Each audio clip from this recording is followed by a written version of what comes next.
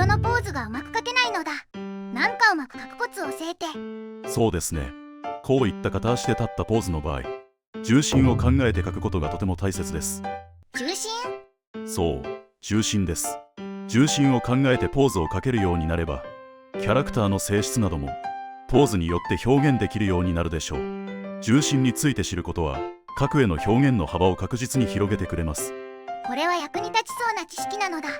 ぜひ重心について教えてほしいのだ。ということで、今回はポーズの描き方、重心編です。人の立ちポーズを描く場合、重心に関する知識は欠かせません。重心の基本的な知識については、こちらの動画で解説しています。重心の基礎について詳しく知りたい場合は見てみてね。ここでは人間の重心について簡単に説明しておきましょう。重心とは地球が重力で物体を地球の中心へと引っ張るポイントです。そして、立っている人間の重心はここ、おへその少し下あたりにあります。なるほど。さらに、この重心とセットで知っておくべきものがあります。それが、支持基底面です。支持？なんだって？支持基底面です。重心について考えるときは、この支持基底面を一緒に知っておくことがめちゃくちゃ大切です。その支持基底面って一体何なのだ？支持基底面とは物体の重心を支える面だと考えてください。地球が重心を地球の中心へと引っ張るとき、間に支持基底面があれば、人や物はその姿勢を維持することができるのです。両足で立っている人間の支持基底面は両足を広げた幅になります。つまり、この支持基底面の上に重心があれば人は立っていられるというわけです。以上が重心と支持基底面の基本です。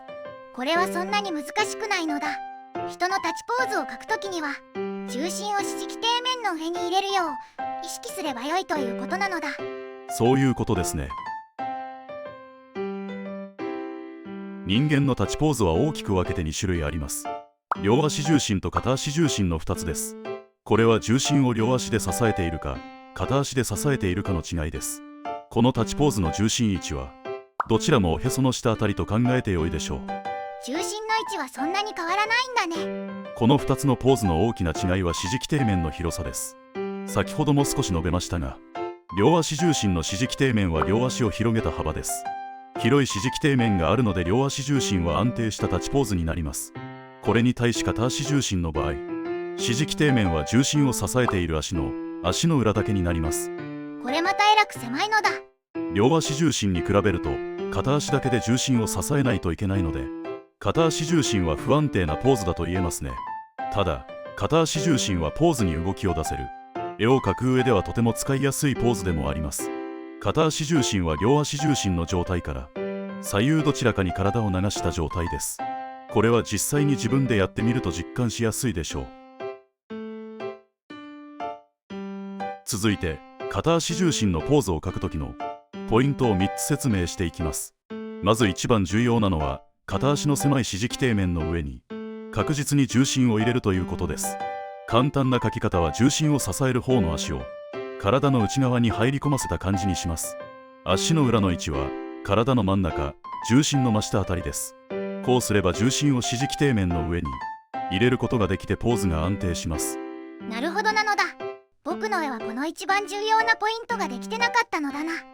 片足重心のポイントの2つ目は、重心を支える側の足がぐっと張って、そちら側の腰が持ち上がるということです。これも片足重心の立ちポーズの大きな特徴です。どちらの腰が上がっているのかによって、足が見えてなくても重心をかけている側の足がわかります。3つ目に腰から上の上半身の描き方ですが、これはまっすぐではなく曲線を意識して描くと良いでしょう。具体的な例を挙げると S 字です。腰、胸、頭の各パーツを S 字を意識して配置します。上がった腰を利用してお腹や胸を斜めに配置。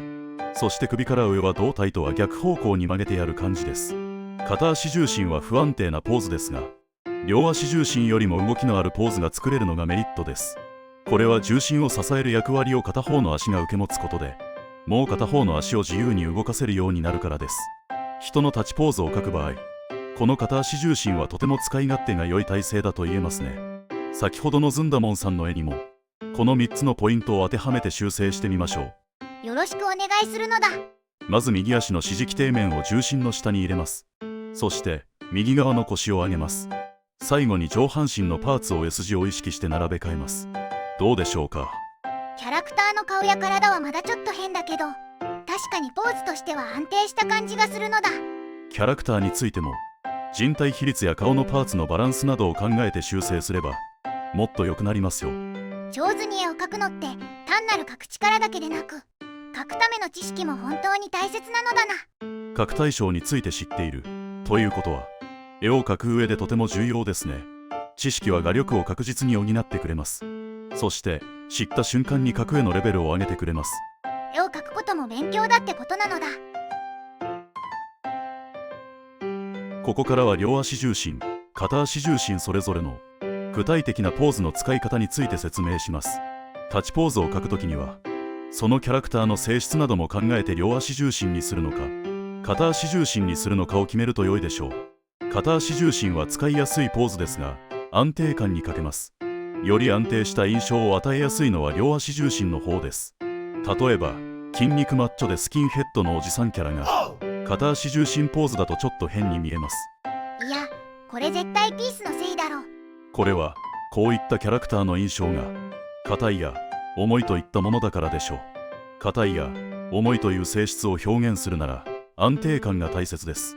なので両足重心のどっしりとした立ちポーズが合ってきます。同じような年齢のおじさんキャラでも忍者のような速いや軽い主なイメージとする場合は片足重心でも良いでしょう。なるほど、キャラクターの印象で重心を使い分けるわけか。これは女性キャラクターでも同じですが、女性は人体の構造上線が細く柔らかいので片足重心の方が合います。女性の可愛らしさや明るい感じの表現も片足重心の方が出しやすいでしょう。逆に格闘系で筋肉質な女性であればやはり両足重心のどっしりとしたポーズがよく似合います。なるほどなのだ。ポーズを描くときはキャラクターの性別や性格なども考えて重心をどうするか決めると良いのだな。その方が見ている人との印象のギャップが少なくそのキャラクターの魅力をより引き出すことができるでしょう。立っているキャラクターを描くときにはキャラクターの両足重心と片足重心ぜひ活用してみてください。今回はポーズを描くときの重心についてよく理解できたのだ。基本を押さえて使えるようになってみるのだ。それでは今回の動画は以上です。当チャンネルでは初心者の方向けのちょっとした知識やコツで絵を描く力を伸ばす情報を発信しています。更新は週1回を目指しつつ不定期です。ぜひチャンネル登録してお待ちください。この動画が良かったら高評価もポチポチしといてね。ご視聴ありがとうございました。